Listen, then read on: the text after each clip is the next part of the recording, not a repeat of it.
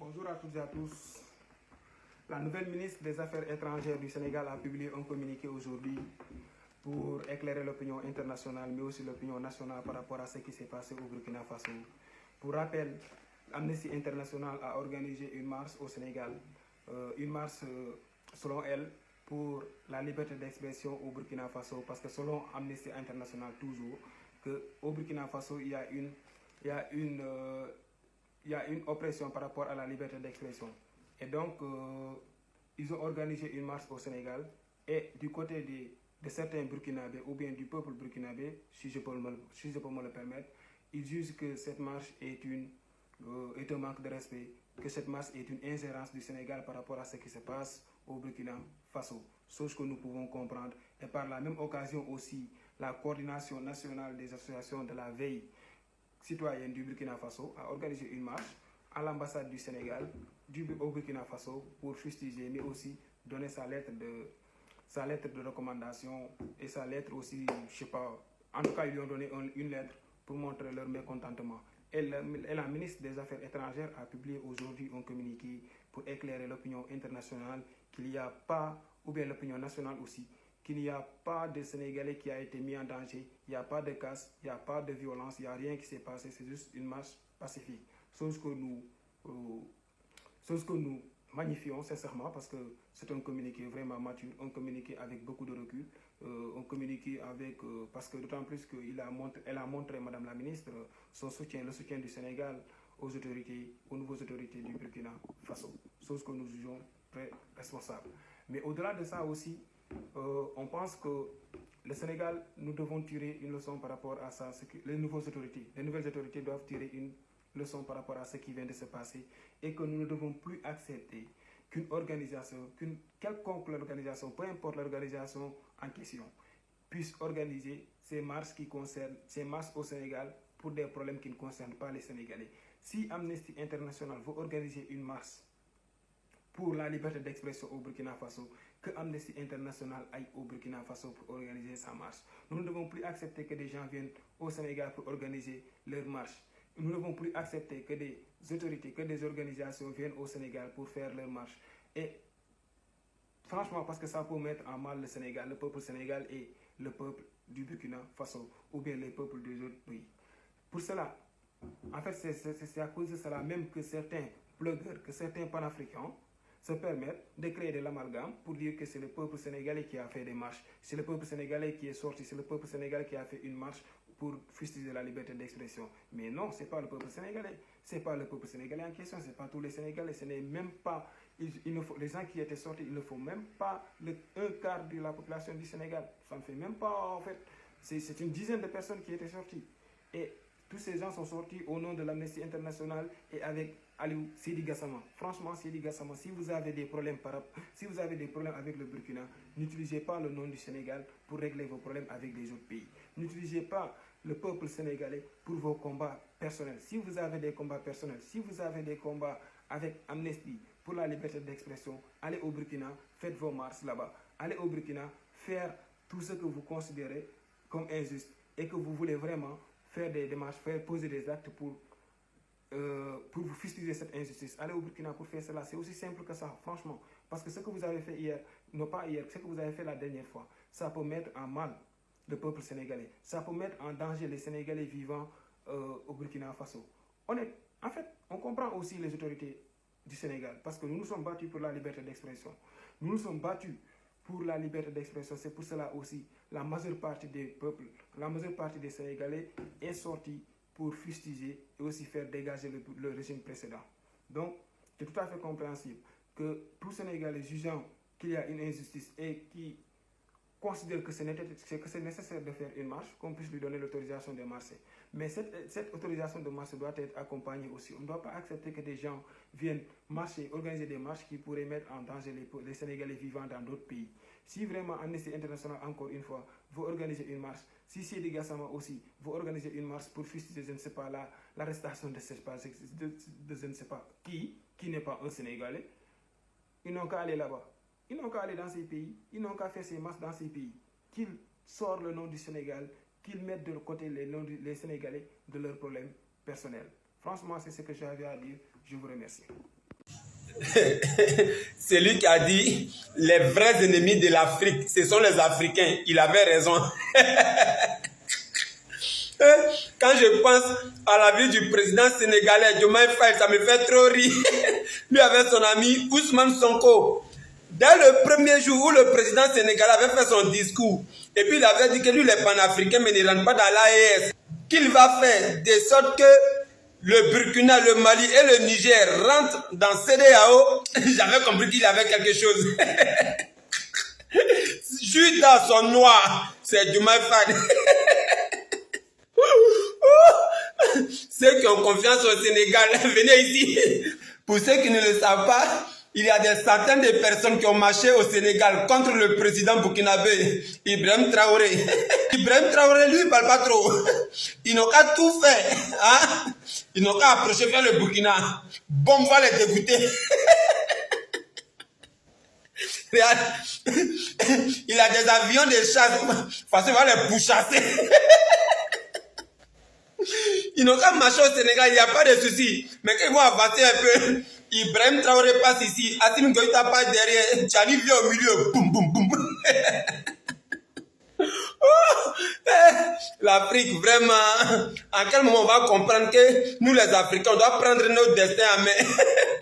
Destin là, ne mettez pas Diomaye Faye dedans, hein. C'est Judas. Hein. Sénégal, Burkina Faso. Quelques Sénégalais ont manifesté pour demander la libération des défenseurs des droits humains. Qu'est-ce qui se passe réellement? C'est aujourd'hui, vous avez remarqué, il y a longtemps que moi j'ai su ça. La première fois que j'étais en désaccord avec Ousmane Sonko, c'était sur ce sujet. Le problème vient de où? Le problème vient d'un certain Guy Hervé. Qui est Guy Hervé? Guy Hervé, c'est l'ami de Ousmane Sonko. Depuis Ousmane Sonko en prison, j'ai fait une vidéo où moi et les Sénégalais, on a eu à se chauffer sur les réseaux sociaux, où j'ai dit que je n'étais pas d'accord avec Ousmane Sonko. Ce jour, ils m'ont traité de tous les noms, mais finalement, j'ai réussi à les envoyer sur le post de Ousmane Sonko qui était sur son Facebook, et eux-mêmes ont fini par me donner raison. C'est Ousmane Sonko, depuis la prison, qui a appris que son ami Guy Hervé a été arrêté. Et il a demandé, il n'a pas demandé justice, hein. Il a demandé à Ibrahim Traoré de libérer Guy Hervé. Et ce jour-là, j'ai fait une vidéo pour dire que Guy Hervé, même si c'est votre ami Ousmane Sonko, il n'est pas au-dessus de la loi. Et Ibrahim Traoré ne dirige pas le Burkina pour faire plaisir à ses amis. Donc, voilà la suite du problème Guy Hervé. Est-ce que Guy Hervé est libéré? Je ne sais pas. Mais tout ce que vous voyez, manifestation, c'est à cause de Guy Hervé. En tout cas, marchez. Marchez, moi, je vous encourage à marcher. Oui. Si c'est amitié comme ça, vous voulez faire avec le capitaine, marchez. Amitié où on fait des faveurs à vos amis, marchez. Si Guy Hervé est coupable de quelque chose, il doit payer comme les autres. Merci. Nous sommes à l'ambassade du Sénégal au Burkina Faso. Vous l'avez dit deux mots. Nous ne voulons pas qu'on utilise un autre Africain pour faire du mal à un pays africain. Donc si Diomaye Faye est panafricain, s'il n'est pas panafricain aussi, il sera traité comme Alassane Ouattara. Bonjour ou bonsoir chers amis, chers téléspectateurs de Scorpion Media TV. Ravi de vous retrouver sur notre nouvelle chaîne. Une chaîne qui est surtout dédiée à l'actualité africaine. Nous allons en tout cas faire le tour d'horizon de ce qui se passe sur le continent. Essayer aussi d'analyser sur certains événements qui se produisent régulièrement sur le continent. Et aujourd'hui, sur ce numéro, nous allons surtout parler d'un sujet très intéressant, un sujet qui passionne la jeunesse, un sujet aussi qui est très discuté dans les réseaux sociaux et qui vraiment aujourd'hui connaît un grand engouement dans beaucoup de pays. Il s'agit surtout du panafricanisme. Vous savez, ces dernières années, la jeunesse africaine est beaucoup tournée sur le panafricanisme. Je dois dire que c'est une idée noble. C'est une idée noble parce que nous tous, nous sommes des Africains. Nous voulons aussi que l'Afrique se développe.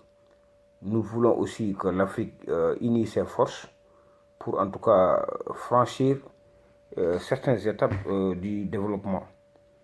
Et surtout, quand on parle du panafricanisme, surtout, on pense surtout à la souveraineté économique et à la souveraineté sécuritaire. Et ce débat est vraiment passionnant. Mais ce que moi je constate simplement, c'est que là, on commence à voir une certaine division sur beaucoup de courants. Bon, il y a des gens aujourd'hui, l'Afrique est divisée, surtout l'Afrique francophone d'une manière générale, parce que les anglophones, pour moi, eux, dans leur esprit, ils se sentent beaucoup plus libérés que l'Afrique francophone. Mais dans l'Afrique francophone, aujourd'hui, le mot panafricain est beaucoup chanté entre deux espaces, c'est-à-dire l'Afrique de l'Ouest et l'Afrique centrale. Oui, l'Afrique de l'Ouest et l'Afrique centrale. Bon, le mot panafricaniste est surtout aujourd'hui mis en relief. C'est parce qu'aujourd'hui, il y a quand même, je pense que le monde est en train de se déplacer. La bataille géopolitique aujourd'hui est en train de se déplacer vers l'Afrique, entre les grandes puissances. D'une part, la Russie, de l'autre part, ce qu'on appelle l'Occident.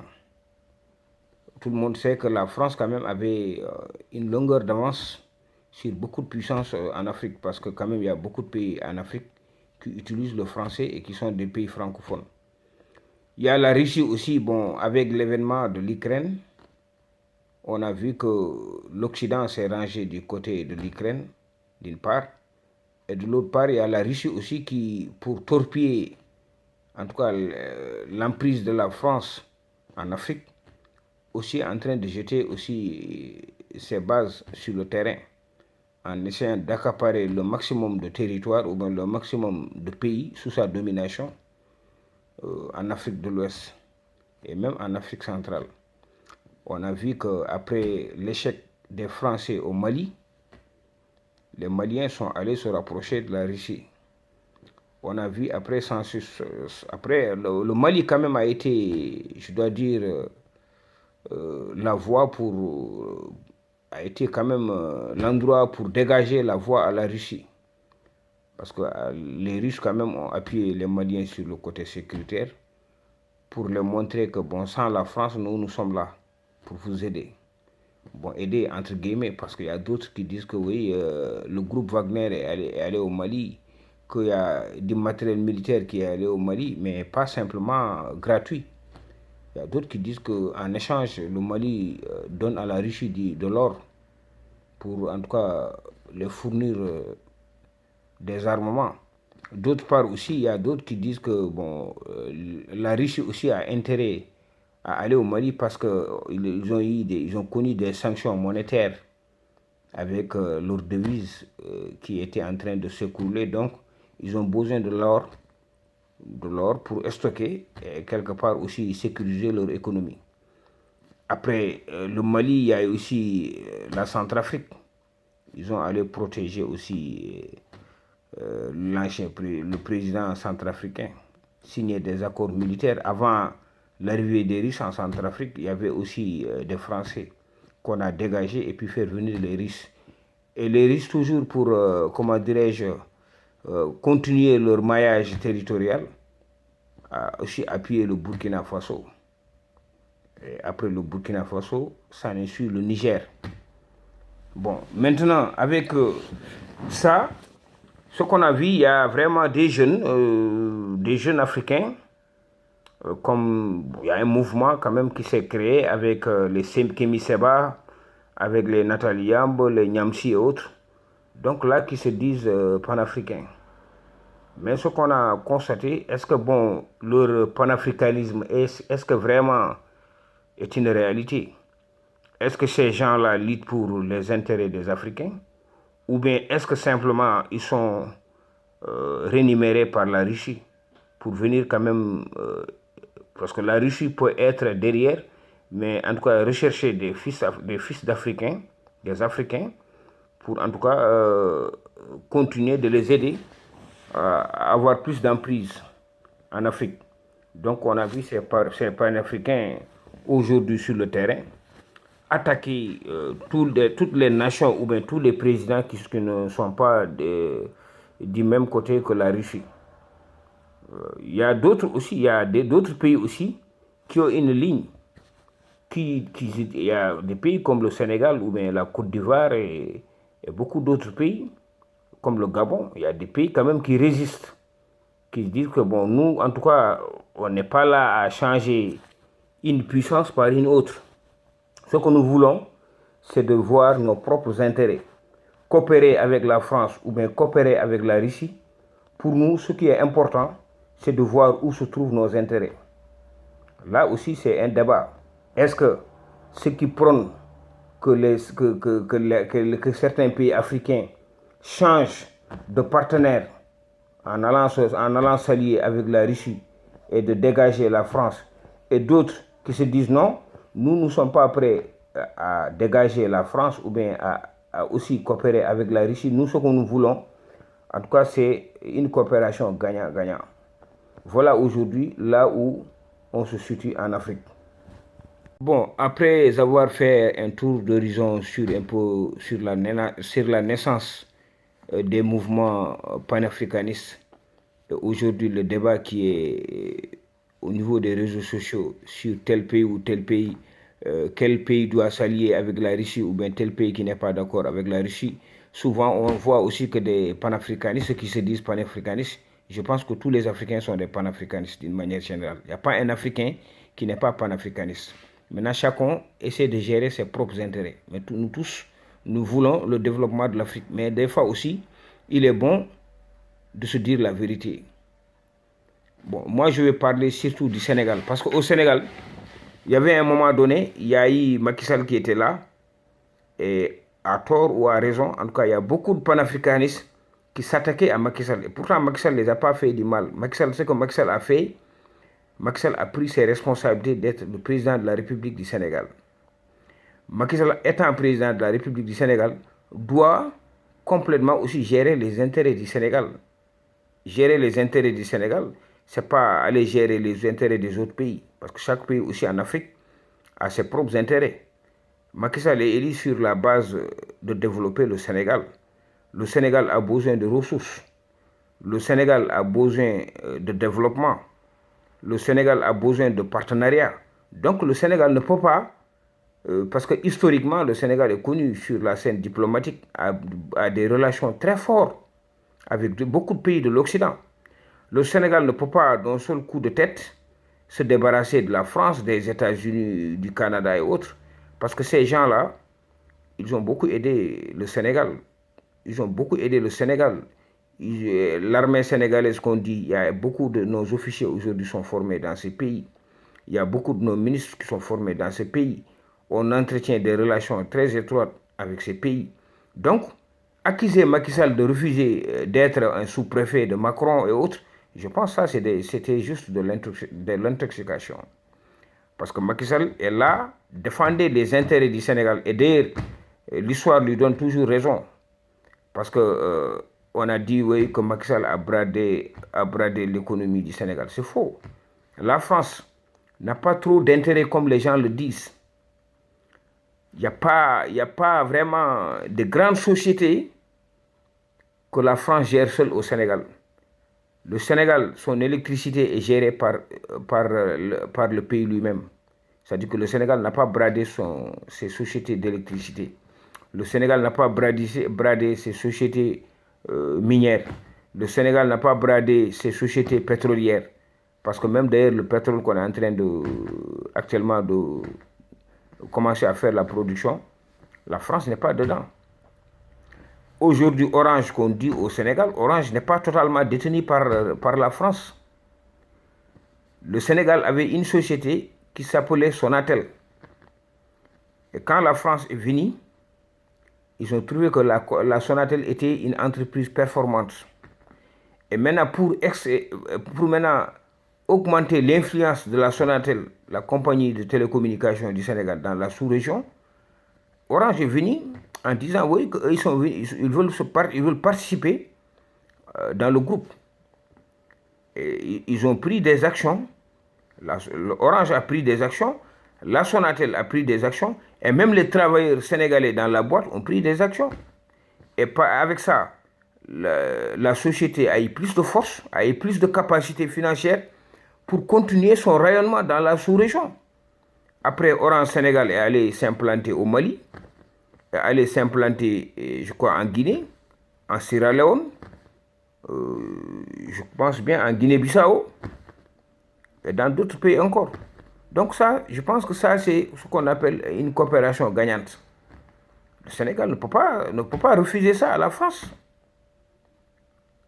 Si on regarde aujourd'hui l'argent, le montant de transfert qui quitte la France pour venir au Sénégal, l'argent des immigrés, on ne peut pas compter, c'est quelque chose qui pèse lourd dans l'économie sénégalaise. Il ne faut pas qu'on voit simplement le côté négatif. La France n'a rien exploité au Sénégal.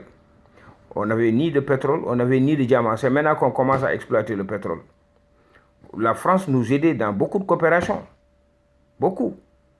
Donc là, le Sénégal ne peut pas se lever d'un seul coup parce qu'il y a le bruit des panafricains pour dire à Macky Sall, non, il faut couper les relations avec la France. Ça n'a pas de sens.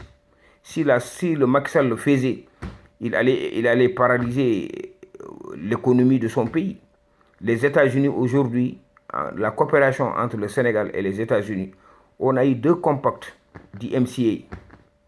C'est presque plus de 1 milliard de dollars de financement sur les installations électriques, sur les routes et autres. Tout ça, c'est à titre gratuit. Ce que les États-Unis ont donné au Sénégal comme financement pour le MCA, c'est à titre gratuit.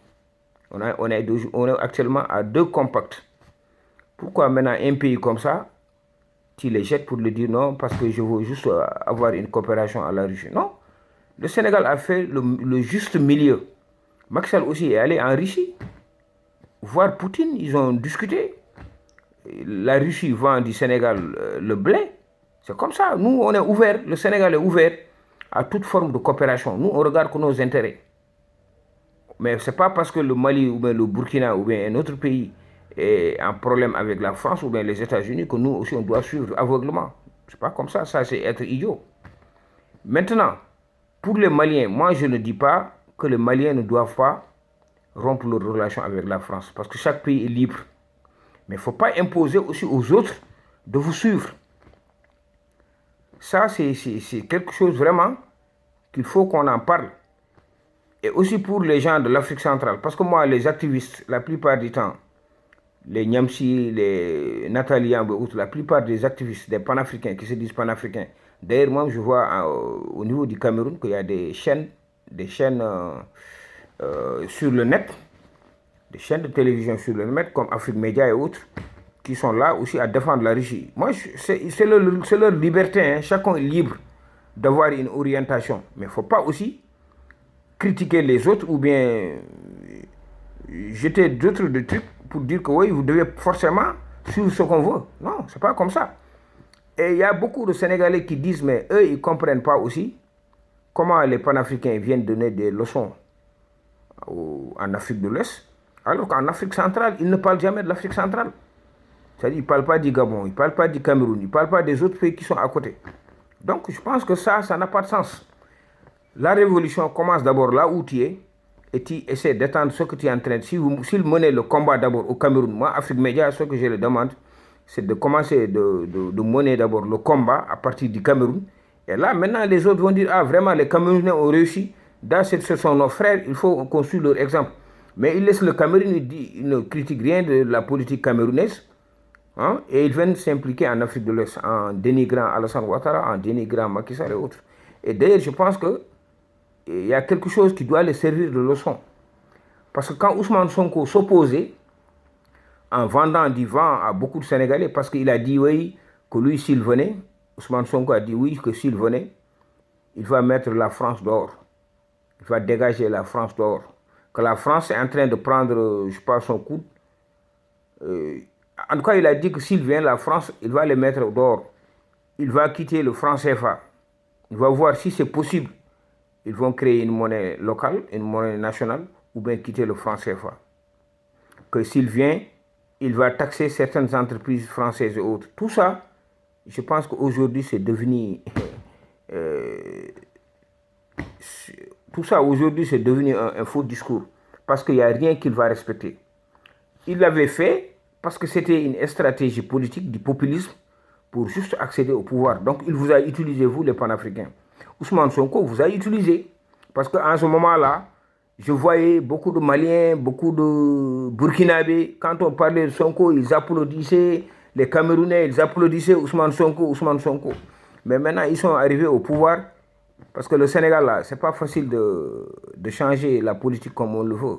Le Sénégal est un pays de droit. Il ne peut pas venir s'aventurer comme ça dans les mains de la Russie ou bien autre. Lui-même, il était conscient qu'il n'allait pas respecter tout ça. Qu'il n'allait pas quitter la France, qu'il n'allait pas quitter le CFA. Mais il avait besoin d'un soutien, des relais dans les pays.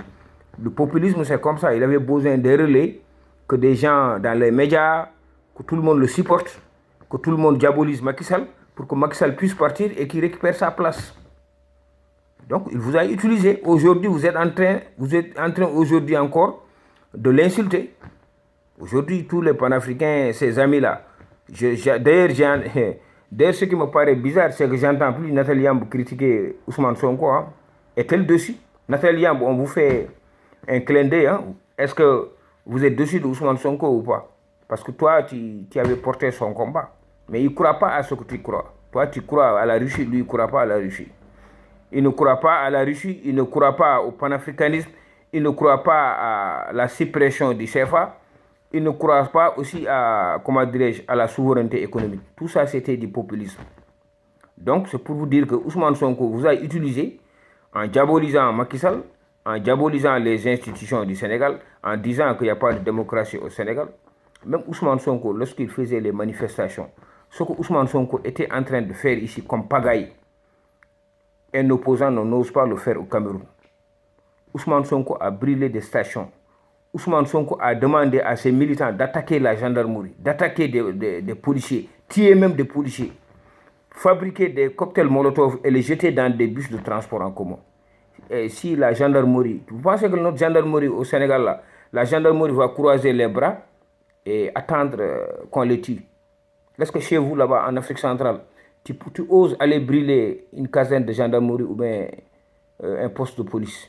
Ou bien dire à un opposant qui est au Cameroun, ou bien dire à la population, descendez et tuez tel ministre, descendez, attaquez telle gendarmerie, descendez, brûlez, saccagez, hein, lancer des cocktails Molotov dans des bus. Quand il le fait en Afrique centrale, il te fusille directement. Ça veut dire que le Sénégal était un pays de droit. Et Macky Sall a tout tempéré ce que Macky Sall a supporté ici comme critique, ou bien insulte, ou bien même de fausses informations. Mais en tant que démocrate, il a laissé passer. Mais Ousmane Sonko, aujourd'hui, est venu au pouvoir au Sénégal. La première des choses, ça ne fait pas 2 mois, les activistes qui le critiquaient, qui le rappellent ce qu'il disait hier dans l'opposition, il les a tous aujourd'hui mis en prison. Et c'est d'ailleurs ce que je voudrais aussi apporter mon soutien aussi au Burkina Faso. Même si je ne suis pas d'accord sur leur coopération avec la Russie, j'apprécie beaucoup aussi Ibrahima Traoré. Ça aussi, vraiment, il a un discours véridique, il est jeune. Je sais qu'ici, il a de l'ambition pour son pays. Ça, c'est clair. De tous les pays de l'AES, je vois qu'Ibrahima Traoré est le seul personnage qui incarne vraiment un leadership. Son leadership est vraiment très clair. Lui, je le supporte. Et d'ailleurs, je condamne ce que Ousmane Sonko est en train de faire le Burkina Faso, parce que les Burkinabés l'ont soutenu. En retour, il a manigancé avec ses amis, là, les Alentine, les Seydi Gassama. Là. Moi, je ne peux pas comprendre. Et ça, je le dis aux acteurs de la société civile sénégalaise. Les Alentine, les Seydi Gassama, qui prennent des boubous d'acteurs de défenseurs des droits de l'homme, alors qu'en vérité, ils ne le sont pas. Au lieu d'aller donner des cours, des leçons au Burkina Faso, en disant aux Burkinabés de respecter la liberté d'expression, pourquoi vous ne parlez pas avec Ousmane Sonko?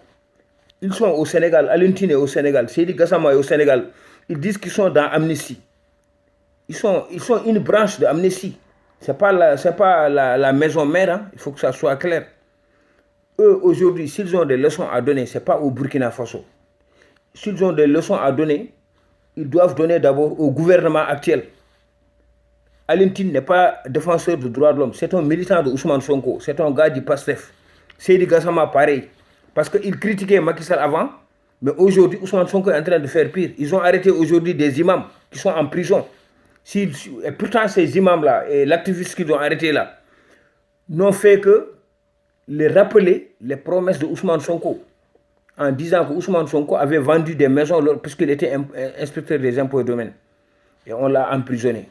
Pourtant, si c'est des gens qui luttent pour les droits de l'homme, pourquoi ne pas aller défendre ces gens-là? Ils n'ont même pas pipé un mot.